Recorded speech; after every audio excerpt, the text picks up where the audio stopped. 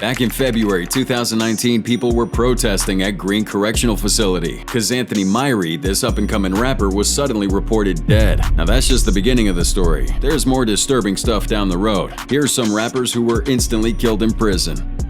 April 25th, 2023, Money Sign Suede found himself in a dire situation, serving time at California State Prison. That day would mark a violent and traumatic turn of events. Money Sign Suede, real name Jaime Brugada Valdez, was an American rapper who was a magnet for trouble. At the age of 18, he was incarcerated for the first time for carjacking. By that time, he already had a hit track and was on his way to becoming a big name in the rap game. He got out on parole, but trouble wasn't far off, because he would return soon after for some more serious offenses.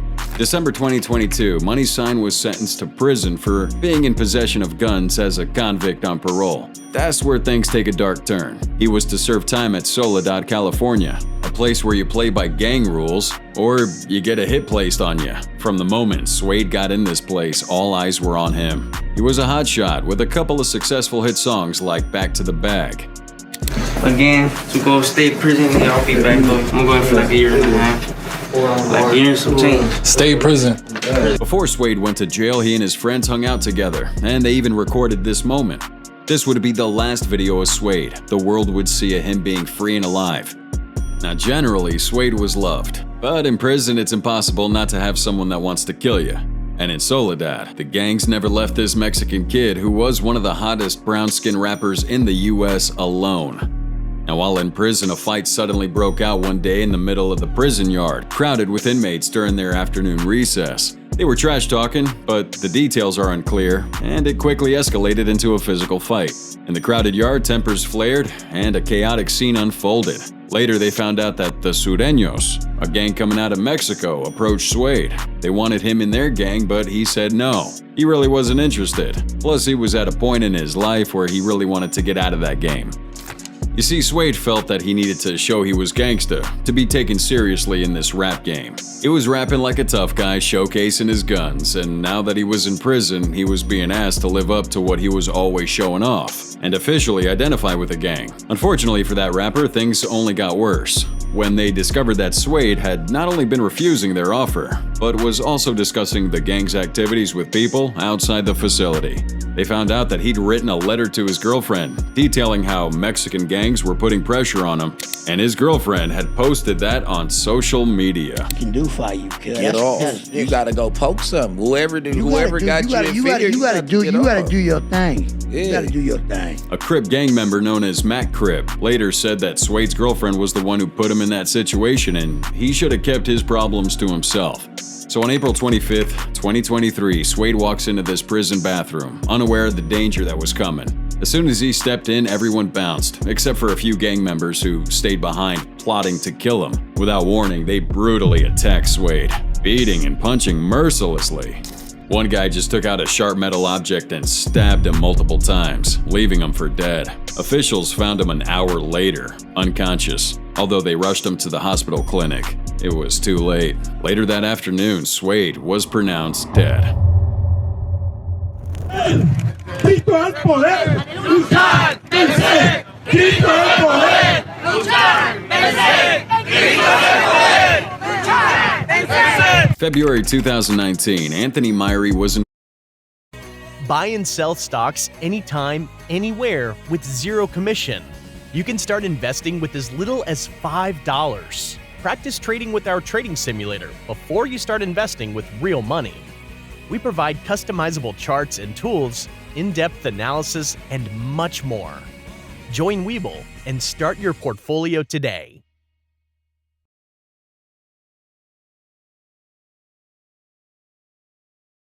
Yo, those are nice. Hold on one second. Candace, what's up? I think my daughter's going pro at basketball. I'll take those. Wait, you're at Dick's? Could you pick up an agility ladder for my daughter? Yo, she's 3.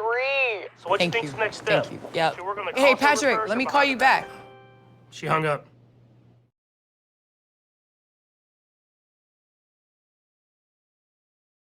Involved in this fight while in prison when he suddenly just went missing. The details they discovered were pretty terrifying and unexpected. Anthony Myrie, known by his name Trey, gained recognition in the NY rap scene for his raw and unfiltered lyrics, often depicting the harsh realities of street life. In the months leading up to his death while in prison, Trey released a lot of mixtapes and collaborated with a bunch of East Coast rappers. Anthony was in prison serving 7 years after being convicted of attempted criminal sale of a controlled substance, and the incidents leading up to his death are really sketchy, kinda raising questions about foul play. His grandmother, who raised him, is still stunned. I don't know how he died. He was healthy. Pix 11 started investigating. According to his mom, the prison authority didn't tell the family what happened to him, but there were a lot of clues to work with. February 11th, 2019, Sadie Myrie, Anthony Myrie's wife, explained that she'd received a call from Anthony while at the Green Correctional Facility, and he would express concern to her, which was kind of unusual for him. After the call ended, Sadie was informed by another inmate's family member that Anthony had been placed in solitary confinement, also known as the box. So she calls up the prison to ask about the situation, and she was told that they had him in the general population section. She didn't know how to feel about that, but 5 hours later she got a call that Anthony was in critical condition. Sadie attempted to contact Albany Medical Center to speak with somebody responsible for her husband, but found no record of him. She would try calling other local hospitals without success. However, not long after, she got a call from Green Correctional Facility saying Anthony had been pronounced dead at Albany Medical Center, the same hospital that just previously couldn't confirm any record of his body. So now the spokesperson for the Department of Corrections and Community Supervision reported that Myrie died after being involved in a 3-on-1 fight with other inmates. According to that statement, the guards tried to intervene into the fight without using force. Myrie was also said to have been examined immediately by medical staff and found to be unharmed. However, just a few moments later, Trey complained of chest pain and suddenly collapsed. He was then allegedly taken to the Albany Medical Center where he died. Following the unusual details of his death, Cardi B and Meek Mill expressed their reactions on social media. Cardi shared a message on Instagram from Myrie's family with the caption, "Green Correctional Facility, you not f***ing getting away with this one." She's hinting that the prison guards may have been responsible for hurting him and accuses all the officials of lying about where his body was being held to buy time. Meek Mill also shared that family's message and became a voice for prison reform after he was also held in solitary confinement for breaking his parole. Both artists highlighted the need for transparency and justice in the case of Myrie's death. Ambushed after being released from Cook County Jail in Chicago, was shot about 64 times. 31-year-old rapper Londre Sylvester. July 10th, 2021, Chicago rapper Londre Sylvester was released from Cook County Prison after posting bail. But instead of freedom, he was met with something so deadly, no one could believe it would ever happen at a prison facility. July 1st, 2021, KTS Dre, real name Londre Sylvester, was sent to prison for a felony case he had back in 2020.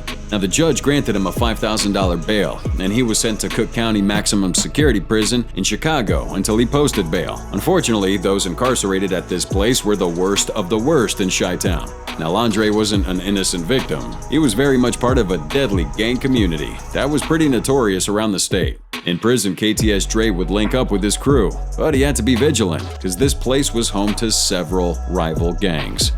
You see, Londre was a member of the Lakeside faction of a violent gang known as the Gangster Disciples. His nickname, KTS Dre, held a secret meaning that explains a lot about the local rapper's life. It meant kill to survive. This is why he had a KTS tattoo on his neck with a target symbol next to it. It was a sign that he was committed to that gang and would kill if he had to.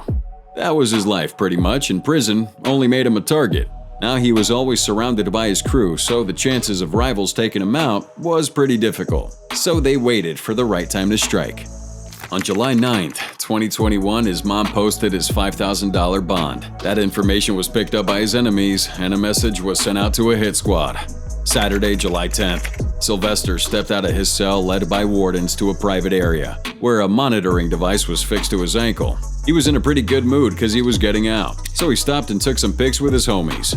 Afterward, he proceeded with his 60-year-old mother and a female prison official to exit the facility. Now, unknown to everyone, things were about to get ugly because within seconds of stepping out that gate, two men from two vehicles suddenly stepped out with rifles and unleashed a hail of bullets in his direction. While his mom and the prison officer both sustained minor injuries, Landry wasn't so lucky, as he was hit 64 times. Once they were finished, they hopped back into their cars and escaped in different directions. He was taken to Mount Sinai Hospital, where he was pronounced dead.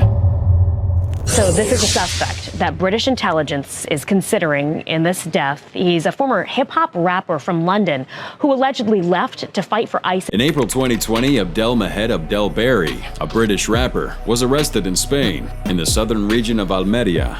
No one could have predicted what would happen while he was in custody. 2013, this guy was also known as Lyricist Jin, and he decided that rap wasn't exciting enough for him anymore.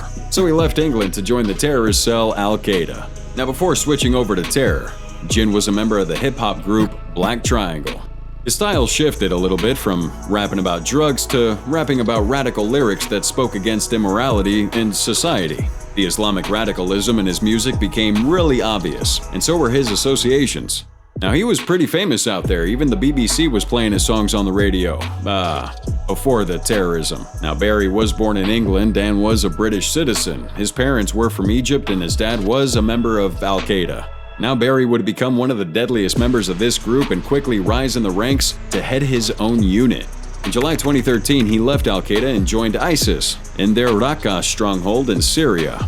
Here, he had his own team and was actively engaged in cybercrime to raise funds for his terrorist cell. That's not all, though. He was notorious for tweeting and showing off executions, which made him the most wanted man in Europe. Fortunately, that reign of terror was about to come to an end.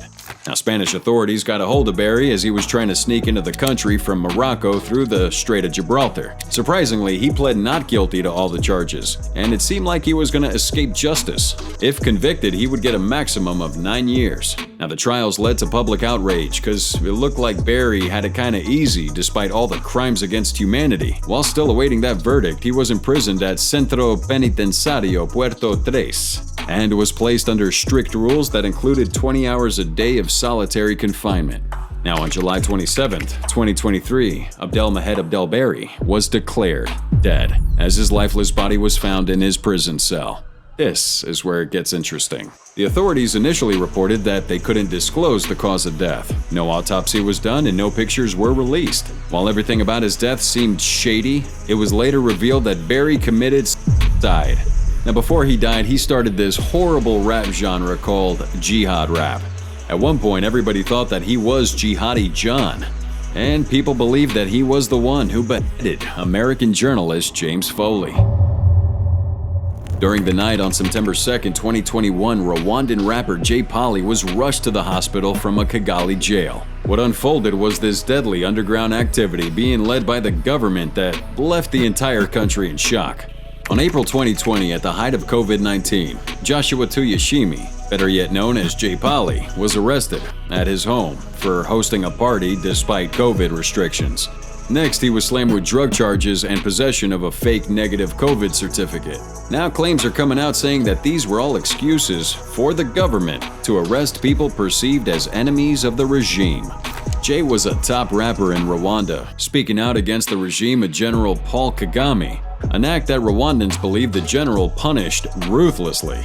Jay was held in Mageragere prison, which was unusual, as citizens have pointed out that suspected drug users were always taken to Iwawa Correctional Center. In addition to that, though, those who violated COVID restrictions at that time were also taken to stadiums, educated, fined, and then released. But in the case of Jay Polly, he spent 5 months in prison, and his court appearance was delayed for more than a month. On September 2, 2021, Jay Polly was suddenly rushed to Muhima Hospital in the capital of Kigali at around 1 in a bad and unresponsive state. Doctors tried to revive him, but he unfortunately died shortly after. They found out later that prison guards had made a juice of sugar and water and some methanol disinfectant, and then forced him to drink that deadly concoction while receiving blows from soldiers as they ensured he drank that entire bottle. Methanol resembles alcohol, but it's deadly, so it was going to be easy for the guards to conceal that assassination. The symptoms that followed were horrific. Minutes after ingesting that, Jay had lost his sight. That was just the beginning of the effect. Then he bent over in agonizing pain as it began destroying his liver and kidneys. At that point, it was too late to save him. So, to complete that cover-up, The guards take him to a hospital where J. Polly was confirmed dead. Now, according to reports, this wasn't the first time the critics of the government would die in prison.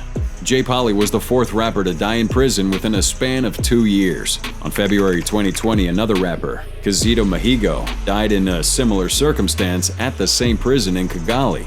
This was the same fate for Emmanuel Gasakura and Kalisa Mupende. These were all rappers criticizing the government of General Paul Kagame, and they all paid a deadly price for it. More about the young man who was killed in a shooting on the Palmetto Expressway yesterday. And the northbound lane shut down for hours as police investigated the bullet-riddled car he was riding in after he had just been released from jail.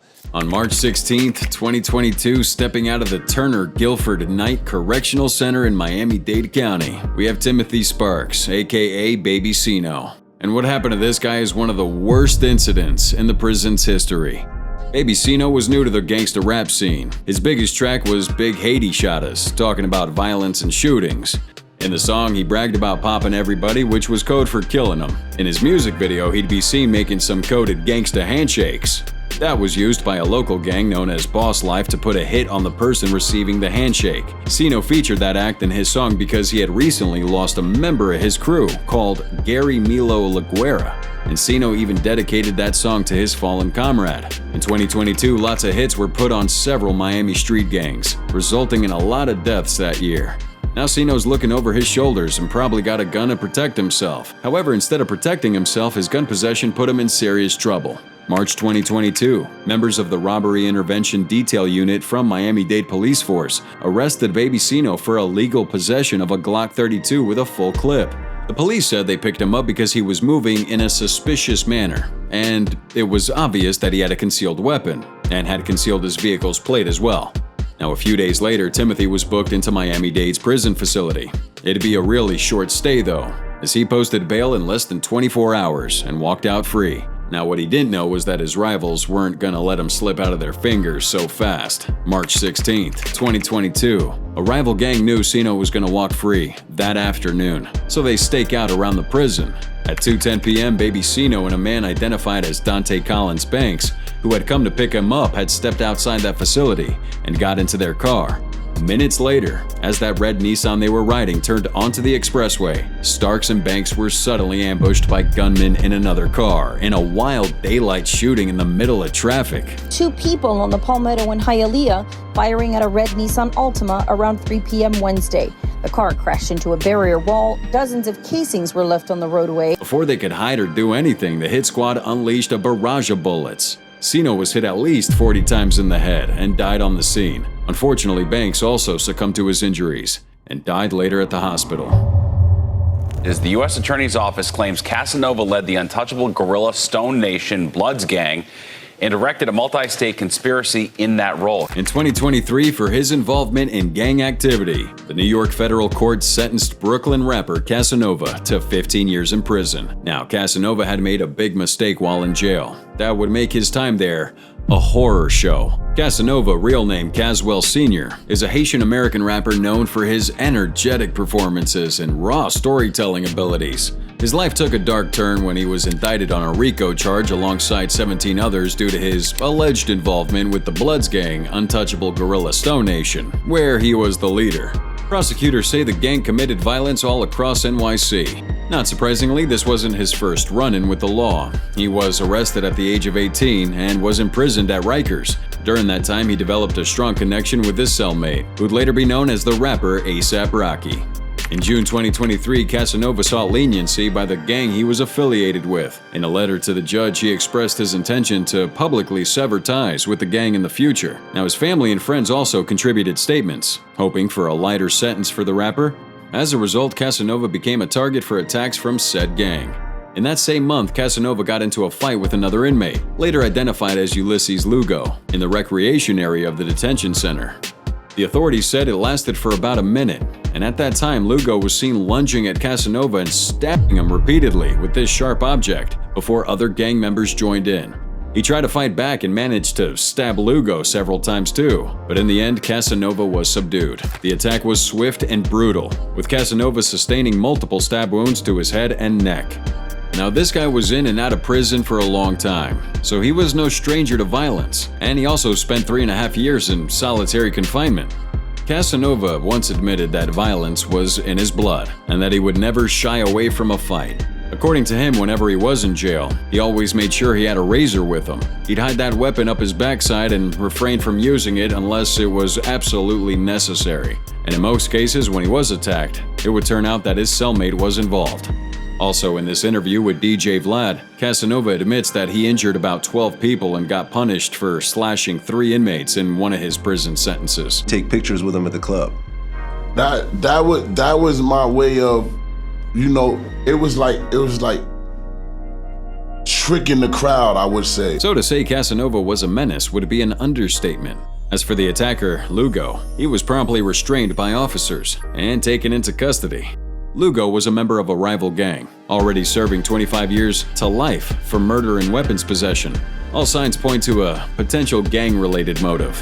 Now, an interesting theory is that just days before this incident, Casanova's legal team had some evidence they found. This motion could have potentially threatened the prosecution's case, and the stabbing may have been this attempt to intimidate or retaliate against Casanova for this legal maneuver. Additionally, gang-related tensions cannot be ruled out as a motive. Casanova's gang affiliation was public knowledge, and the presence of a rival gang member, Lugo, in that same place could have led to ongoing tensions or a desire to send a message between gangs. In 2010, hardcore rapper X-Rated would get involved with one of the most vicious gangs in Pleasant Valley Prison, California. His experience would be very unpleasant, that left many questions unanswered. In 1992, Anare Vashon Brown, aka X-Rated from Sacramento, was sentenced to 31 years for a murder of a woman that occurred when his gang invaded her home. Now, he would sing about this in a song titled Psychoactive, where he bragged about the horrible things he had done with his gang. This song was used as evidence in court, which was irrefutable proof that he was directly involved. While in prison, though, Brown continued to produce music under his record label, Blockstar Entertainment. He released several tracks for himself and other rappers, and that made him famous both in and out of the prison. Unfortunately for him, though, this game also attracted bad attention. There were gangs in here that took offense to what he said and others who wanted him to produce their gangster rap. Although Brown made it clear that he didn't want any business with these gangs, this was prison, and people in here don't like rejection. One such gang would be the Northern Riders, who really wanted him producing their music, but when he declined them, Brown immediately became a target. One afternoon, they saw an opportunity out in the yard. To cover their tracks, the gang would start a prison riot, and that gave him time to attack Brown. Brown tried fighting but was overpowered. In the end, he was brutally stabbed 7 times in his body and head. When officials arrived at the scene, he was bleeding severely and looked really pale. They wasted no time and took him to the medical center, where his injuries were termed life-threatening. This guy spent several months in recovery and only survived the attack through sheer luck.